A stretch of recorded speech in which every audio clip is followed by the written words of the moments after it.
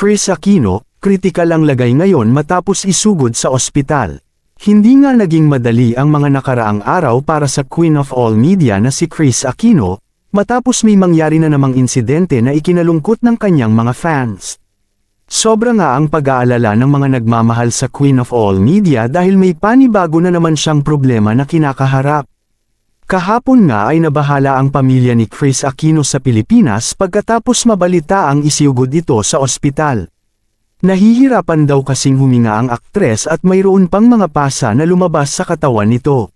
Sa ngayon, sobrang hindi na mapakali si Governor Mark Leviste at nanghihingi ito ng panalangin para kay Kris Aquino. Nasa Pilipinas pa kasi ngayon si Mark Leviste at hindi siya makakarating ng mabilis sa Amerika. Kaya naman, halos hindi daw siya makatulog sa mga pangyayari.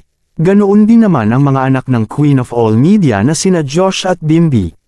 Nasa Pilipinas ngayon si Josh at nasa Amerika naman si Bimby upang bantayan ang kanyang ina.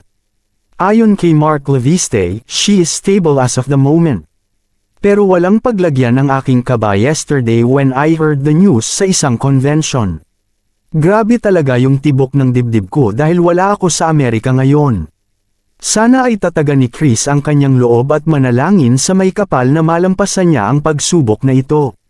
Sa ngayon, mas gugustuhin ko pang lumipad sa Amerika agad upang maalagaan siya.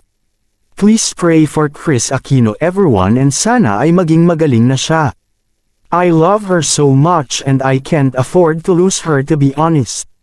Sa ngayon, patuloy ang gamutan na ginagawa ni Kris Aquino at hindi naman nawawala ng pag-asa ang kanyang mga solid fans na kanyang malalampasan ang pagsubok na ito. Hiling ni Mark Leviste, sana ay gabayan pa sila ng puong may kapal sa laban na ito at maging matagumpay ang series of treatments ni Kris Aquino sa Amerika. Doon daw siya sobrang matutuwa at akagagalit ng kanyang puso kapag pumunta na siya ng Amerika.